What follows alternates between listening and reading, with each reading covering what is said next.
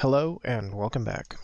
In this video, we're going to take an existing component and tailor it to our specific project, and then we're going to talk briefly about end conditions and how to test those. And finally, we're going to take those custom components that we put together and create a project-specific template and test that out. So let's get started. Now what I want to do is I want to modify this pre-made component slightly to make it more appropriate for this project.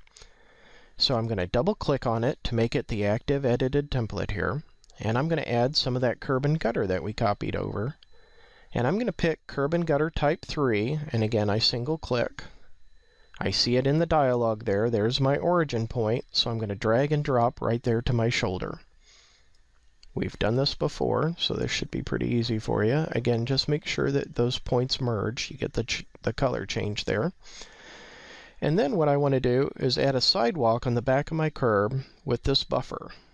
So I'm going to select that component, drag it over, and drop it into place. And finally, we're going to come over to our end conditions, and we're going to pick a cut and fill for slope. We haven't talked too much about end conditions at this point, and again I'm going to make sure it drops right onto that buffer point and merges. We haven't talked too much about end conditions yet, and what they do typically, and I'm going to turn off the point names here, is take our components for pavements and sidewalks and all that stuff that's going to be drawn and ties it into the existing ground. So you'll see it kind of looks a little confusing when you first look at these, and the best way to kind of visualize how they operate is to go ahead and see them in action. And the way to do that is to come down here and click the test button, and this brings up a new window, and you can see that we have the cut and fill components there, but they're all kind of dashed and not displayed.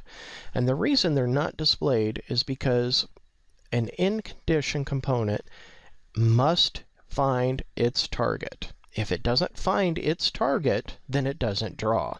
So what is that target, you ask? Well, over here in the dialog, we have available targets, and this will list whatever these end conditions have been programmed to locate. So in this case, they've all been programmed to locate the active terrain model, so we need to test that. Below that is a surface slope dialog, and I just suggest changing this somewhere between 3 and 5%. You don't want it at 0 because you might not notice some problem areas.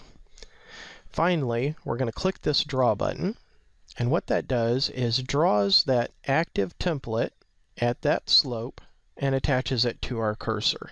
And now you can kind of visualize that if the existing ground goes here, our slope modifies it to fit those existing conditions. It goes out at a shallow slope to a certain distance. If it can't hit the existing ground, then it goes to the next steepest slope to a set distance and drops down to the third, and finally the fourth choice.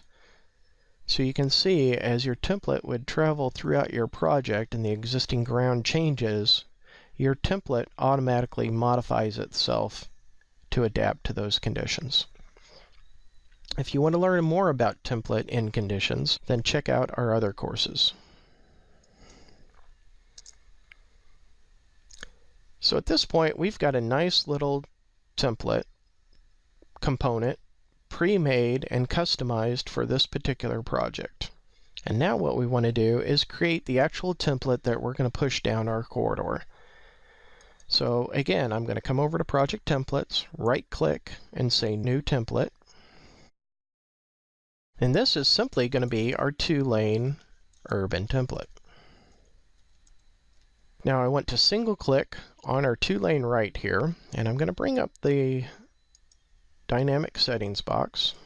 Make sure that this is set to 0.1 again, if it isn't already. And finally, we're going to toggle on the apply affixes this time, and we'll see what effect that has here in a second. So now I'm going to single click and hold the 2-lane urban right, and as I drag that over, I am going to tap the right mouse button. Just click it once, and you'll notice when I do that, a menu pops up. Now as soon as that menu pops up, go ahead and take your finger off the left mouse button. It's okay to do that now. You won't drop the template wherever your cursor was. What I want to do is left click or select the mirror option. You can also use the hotkeys. And you'll notice once I do that, now the template or that component has been mirrored around that axis of that cursor.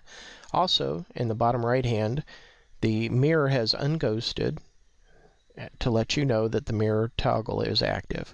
So now what I want to do is zoom in here until I see my points snap in at 0, 0, and again you can read the coordinate value there to make sure that that's where they end up. And I left click to place the template now. So after you've right clicked and had the mirror going, you have to left click or data point then to anchor that template. So I'm going to do a quick fit and you can see the results. So that quickly, we've created a custom template customized for this project. So what did this apply affixes do? I'm going to toggle back on the display point names, and now you'll notice that the points to the left have been prefixed with an LT underbar, and the points to the right have been prefixed with an RT underbar. Later on, when we're working with this template in our corridor, doing point controls or something like that, this will make it much more intuitive as to what point we're working with. So it's always a good idea to take the time to label your points or to use the Apply Affixes toggle. In the last video, we're going to take this template and modify it even further to our project requirements. To sum up, components can be further customized and modified. Don't reinvent the wheel. And finally, end conditions are used to tie your pavement to existing ground, typically. For more information, I suggest you look into other specific courses for end conditions. Thank you for watching.